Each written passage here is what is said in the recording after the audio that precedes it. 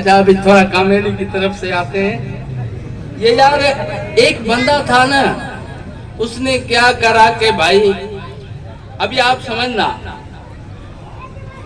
वो मोबाइल नहीं है, मोबाइल पता नहीं कहाँ है, वो बातें करता जा रहा है।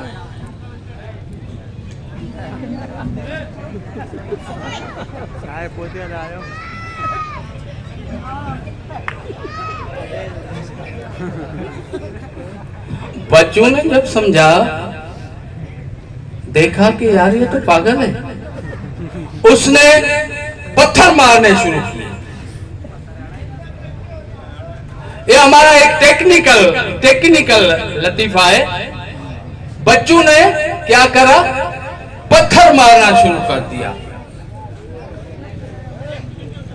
हाँ टेक्निकल है, पत्थर मारने शुरू कर दिए उस पे। अब बच्चे छोटे हैं ना, उसने समझा ये तो भाई चर्या है। एक बंदा आया, उसने उसके ऊपर बोला कि भाई बात ये तुम क्या कर रहे हो।